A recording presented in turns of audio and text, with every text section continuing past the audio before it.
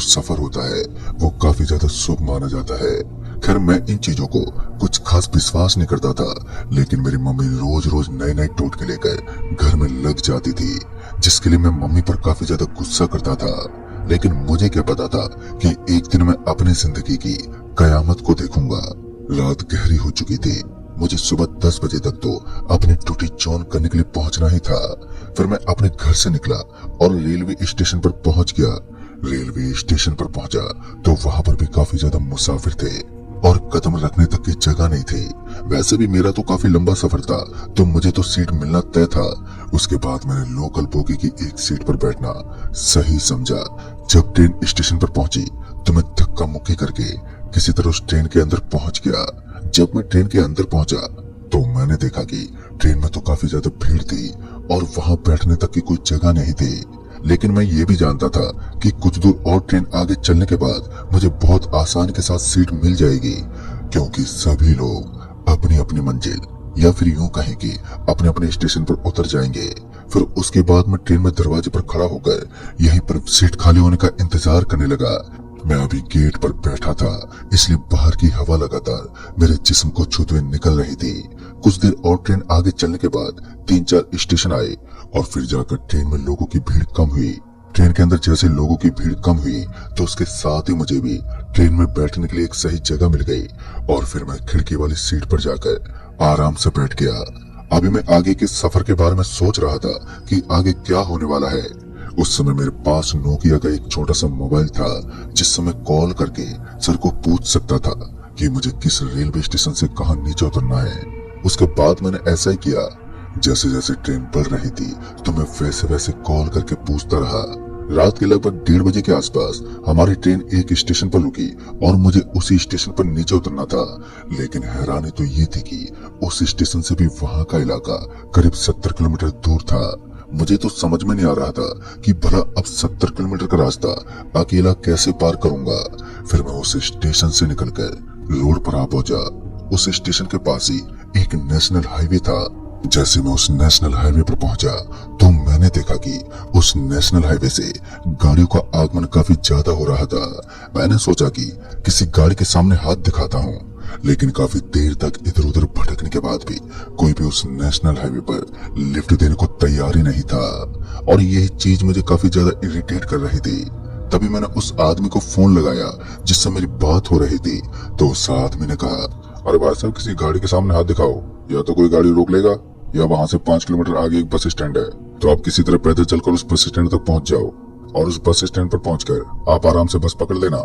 फिर उस आदमी की बात मानकर मैं पैदल पैदल चलने लगा। जब मैंने एक नजर टाइम की तरफ दौड़ाया तो मैंने देखा कि रात के लगभग 1:45 बजने को आए थे। अभी भी 2 घंटे की लंबी रात पड़ी थी। 4:30 बजे के बाद तो वैसे भी हल्का हल्का उजाला छाने लगता है।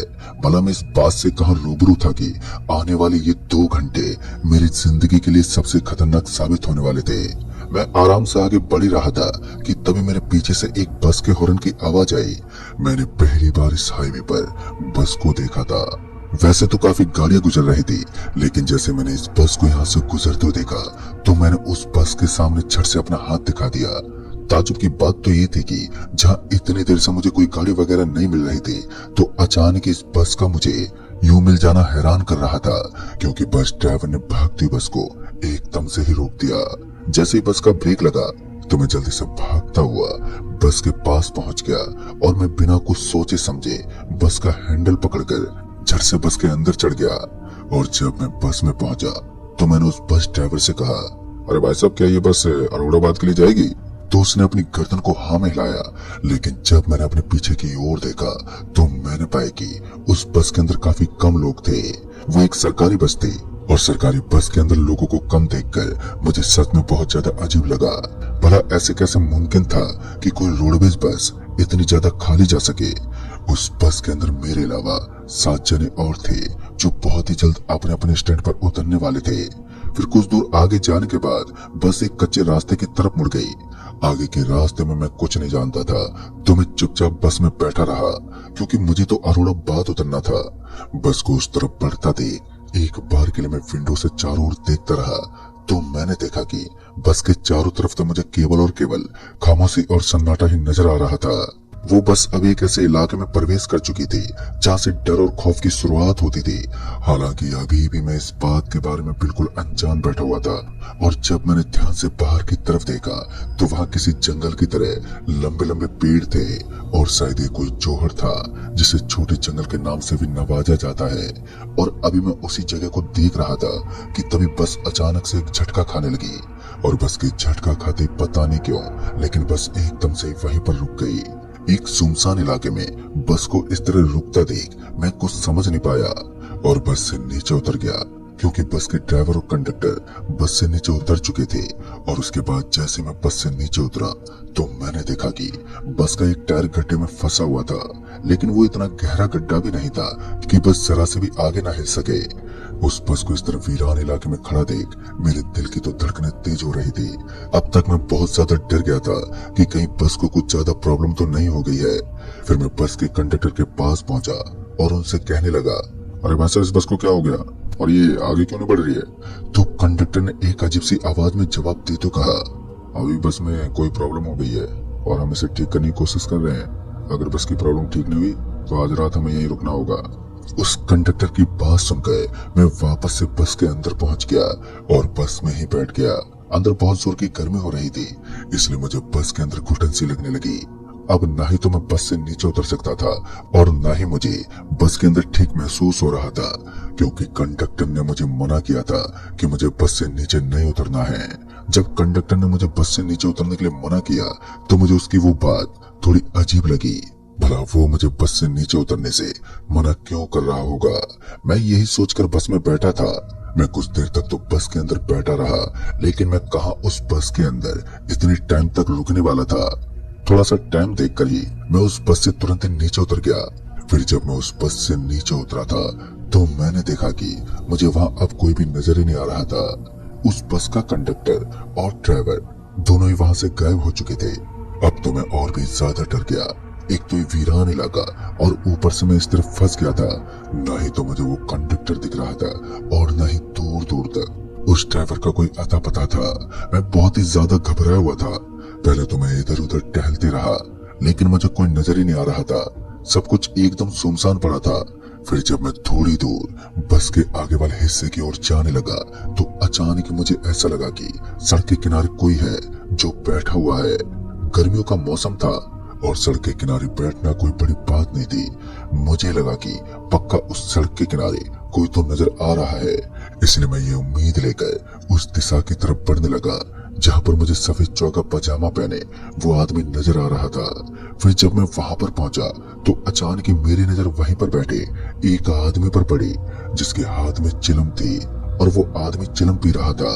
तो उसके बाद जब मैं उस आदमी के पास पहुंचा तो उसने मुझे एक अजीब सी भाषा में कहा। मुझे ये भाषा समझ में नहीं आई, लेकिन मुझे इतना समझ में आ गया था कि वो आदमी से जानना चाहता है कि मैं कौन हूँ और इतनी रात को भला इस सुनसान पड़ी रोड पर क्या कर रहा हूँ। उसके बाद जैसे मैंने उस आदमी से कहा, देखिए भाई साहब, यहाँ हमारी बस खराब हो गई है और अब मैं आगे नहीं जा पा रहा हूँ। बस का ड्राइवर और कंडक्टर दोनों गायब हैं। मुझे लगा कि यहाँ कोई बस का मुसाफिर या फिर कंडक्टर और ड्राइवर होगा, इसलिए मैं यहाँ तक आ गया, वरना मैं यहाँ तक ना आकर आराम से बस में भी बैठ सकता था।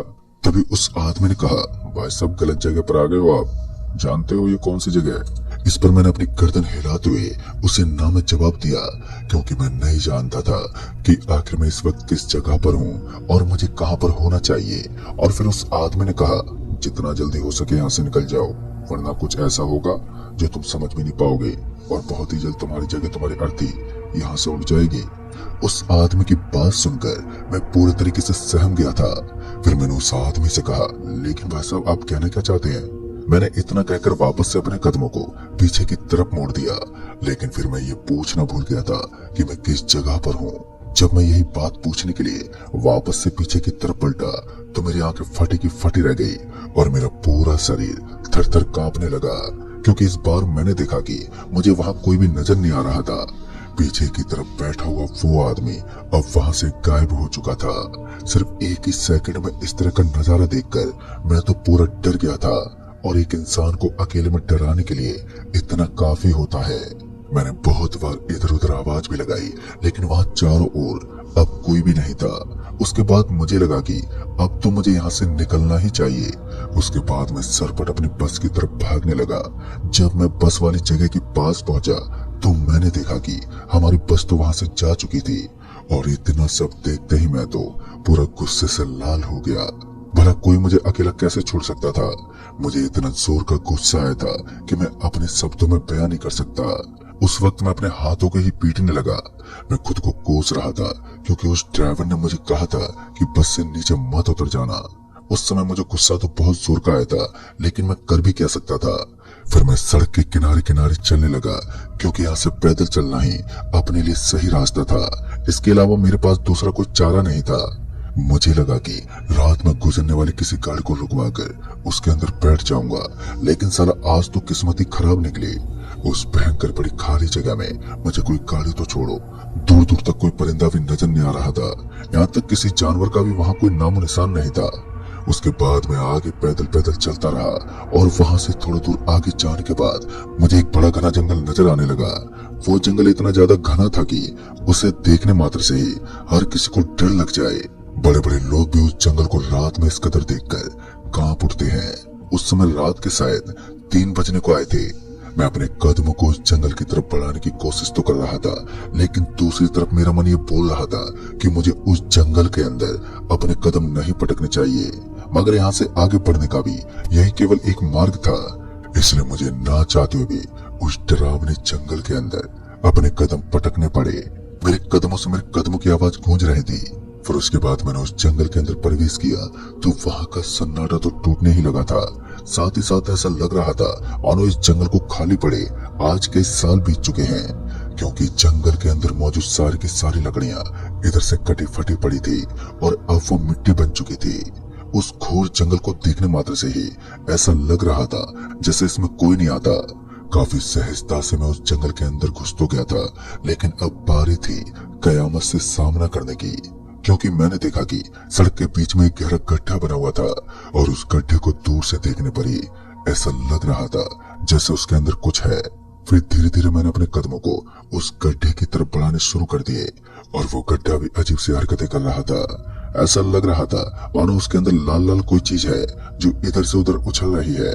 फिर जब किसी तरह मैं उस गड्ढे के एकदम करीब पहुंचा तो उस गड्ढे के एकदम पास जाते ही मैंने देखा कि वहां पर मुझे लाल रंग के लावे की तरह कुछ उबलता हुआ नजर आ रहा था। ऐसा लग रहा था मानो ये लावा ही है जो जमीन से निकल रहा है।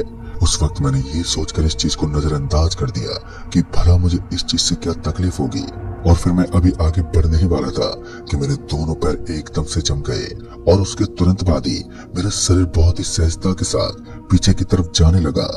ऐसा लग रहा था मानो कोई मेरे शरीर को पकड़कर पीछे की तरफ खींच रहा है। ना जाने मैंने अपने शरीर को रोकने की कितनी ज्यादा कोशिश की, लेकिन अब तो ऐसा लगने लगा था जैसे कि मेरा जिस्म अब कंट्रोल में नहीं है। बहुत ज्यादा कोशिश करने के बाद भी मैं अपने शरीर को अपने काबू में नहीं कर पा रहा था। पता नहीं क्यों, लेकिन अचानक ही मेरा पैर फिसल गया और फिर मैं धड़ाम से उसी गड्ढे के अंदर समा गया, जिसके अंदर मुझे आग से उबलता हुआ लावा नजर आ रहा था। और जैसे मैं उसके अंदर गिरा तो मेरी आंखें बंद होने लगी। मुझे ऐसा लग रहा था मानो मैं आसमान की ऊंचाई से गिर रहा हूँ। फिर कुछ देर के लिए मुझे चक्कर आने लगे और मैं अपनी आंखों को खोल नहीं पा रहा था। थोड़ी देर के बाद मैं धड़ाम से एक जगह पर गिर पड़ा और जब मुझे ऐसा महसूस हुआ कि अब मैं एक जगह पर स्थिर हूँ तो मैंने धीरे धीरे अपनी आंख खोली और जैसे मैंने अपनी आंखें खोली तो मैंने कयामत से भरे हुए एक नजारे को देखा जिसे लोग सिर्फ बुरा सपना कहते हैं। आज उसी सच्चाई को मैं अपनी आंखों के सामने हकीकत में देख रहा था। लंबे लंबे सींग और लाल लाल चेहरा लेकर कुछ अजीब से टाइप में नजर आने वाले शैतान वहां पर घूम रहे थे। और उसके बाद जब मैंने अपने आप को देखा तो मैंने पाया कि मेरा पूरा शरीर जकड़ा हुआ था। ऐसा लग रहा था कि किसी ने मुझे बांध दिया हो, लेकिन मेरे शरीर पर तो मुझे कोई रस्सी वगैरह नजर ही नहीं आ रही थी। उसके बाद मैंने अपने आप को हिलाने की बहुत ही ज्यादा कोशिश की, लेकिन मेरा पूरा शरीर जमा रहा। फिर कुछ देर के बाद वो सभी शैतान एक एक करके वहां से निकलने लगे और फिर उन्हीं में से एक शैतान मेरे पास आया और मेरा हाथ पकड़कर धीरे से बोला, स्वागत है तुम्हारा हमारे इस प्रेत लोक में। ये सुनते ही मेरे शरीर में एक बिजली सी दौड़ गई। उसके बाद उस गंदी शकल वाले प्रेत ने एक डरावनी आवाज में कहा, चिंता मत करो, तुम्हें मैं बहुत आसान मौत दूंगा। ज्यादा दर्दनाक मौत नहीं। लगता है तुम भूल गए थे कि इस जंगल के अंदर अपने कदम पटकना अपनी मौत को दावत देने जैसा होता है। फिर उस आदमी ने बताया कि यहाँ से जिंदा जाने के लिए तुम्हें काफी ज्यादा मशक्कत करनी पड़ेगी। फिर मुझे ऐसा लगने लगा कि जहाँ पर रोशनी होती है वहां पर इन शैतानों की कोई मौजूदगी नहीं होती। जहाँ अंधेरा होता है वहीं पर वो टिक सकते हैं। इसका मतलब तो साफ था कि मुझे किसी भी तरह से सूरज उगते यहाँ से निकलना होगा, और सूरज को उगने में अभी भी 1.5 घंटे का समय बचा हुआ था। इसलिए मैं अभी तो वहीं पर बैठा रहा। मैंने कभी सोचा नहीं था कि मैं अपनी जिंदगी का एक ऐसा सफर भी कर लूंगा जिसमें मैं पूरी तरह पाताल लोक के भयानक शैतानों के बीच फंस जाऊंगा। फिर उसके बाद मैंने अपने शरीर को हिलाने की बहुत ही ज्यादा कोशिश की, लेकिन मैं तो पूरी तरह से असमर्थ रहा। पता नहीं क्यों, लेकिन अब मुझे मेरे गले में जलन लग रही थी। मैंने अपने हाथ से अपने गले को टटोला तो मुझे याद आया कि मेरे गले में हनुमान जी की एक माला है, और कुछ शैतान तो मेरे करीब तक नहीं आ रहे थे। इसका मतलब तो ये भी था कि उन शैतानों के अंदर भगवान हनुमान जी का काफी ज्यादा खौफ था। मैं इसी चीज का फायदा उठा सकता था। धीरे धीरे अब समय बीतने लगा और अब वो शैतान मुझे अर्थी पर चढ़ाने वाले थे, या फिर यूं कहें कि वो सभी मेरी बलि देने वाले थे। क्योंकि वहां के इलाके को देखकर ऐसा ही लग रहा था कि यहाँ के सारे शैतान इंसानी मांस और इंसानी हड्डियां खाते हैं। और उसके बाद मैं अपनी जान बचाने के खातिर भगवान हनुमान जी का हनुमान चालीसा पढ़ने लगा, क्योंकि मैं हनुमान जी का काफी बड़ा भक्त था और आए दिन भगवान हनुमान जी का पूजा पाठ और हनुमान चालीसा पढ़ा करता था। कहते हैं जब हनुमान चालीसा की कथा सुनाई जाती है तब भूत प्रेत कोसों दूर चले जाते हैं। पहले तो मैंने अपनी आंखें बंद कर ली और उसके बाद मेरे मन में आने वाले भगवान हनुमान जी के कुछ मंत्रों का उच्चारण करने लगा, जो मुझे काफी ज्यादा ढंग से आते थे। कुछ देर तक तो मैं अपने मुंह से भगवान हनुमान जी के मंत्रों को गाता रहा, लेकिन उसके बाद मुझे ऐसा लगने लगा कि अब मेरा शरीर किसी आग की भट्टी की तरह चलने लगा है। पूरा शरीर गर्म हो चुका था, और तभी अचानक ही मेरा पूरा का पूरा शरीर एकदम से सुन्न पड़ने लगा और पूरे बदन में एक बिजली सी दौड़ने लगी। मुझे अपने कान में बहुत तेज चिल्लाने की आवाज भी सुनाई दे रही थी। उस वक्त मैं काफी ज्यादा डर चुका था, लेकिन इसके बावजूद भी मैंने अपने मुंह से निकलते हुए मंत्रों को बंद नहीं किया और हनुमान चालीसा का पाठ करता रहा। फिर कुछ देर के बाद पता नहीं क्यों, लेकिन मेरी आंखों में एकदम से जलन होने लगी और फिर मुझे ना चाहते हुए भी अपनी आंखों को खोलना पड़ा। जैसे ही मैंने अपनी आंखें खोली तो मैंने देखा कि मैं वापस से उसी जगह पर आ गया था जिस जगह पर मुझे लाल लाल रंग का एक गड्ढा नजर आया था, जिसके अंदर आग की तरह लावा दिख रहा था। अब तक मेरे फोन की घंटी बजने लगी थी, यानी कि अब नेटवर्क इश्यू भी नहीं था। मैंने फोन उठाया और जब सामने से आवाज आई तो वो मेरी जॉब वाले मैनेजर ही थे। जब मैंने बात की तो उन्होंने कहा, आप चिंता मत करो, आप चुपचाप बिना डरे उस जंगल से बाहर आ जाओ, तब तक मैं आपके पास कुछ लोगों को भेज देता हूँ। और उसके बाद लगभग 1-1.5 घंटा बीत गया, तब जाकर एक आदमी अपनी बाइक लेकर मेरे पास पहुंच गया और मुझे सही सलामत मेरे मंजिल तक ले गया। दोस्तों, उस दिन मैं खुद को बचाने में सफल रहा, लेकिन मुझे उस चीज का भी सामना करना पड़ा जो मेरे लिए काफी ज्यादा दर्दनाक थी। पता नहीं उस जंगल के कौन कौन से राज हैं जिनके बारे में मैं नहीं जानता था, लेकिन फिर वहीं के एक आदमी ने मुझे बताया कि उस जंगल के नीचे एक भूत लोक है और उस पाताल लोक के अंदर भूत प्रेत रहते हैं, लेकिन वो भूत पिशाच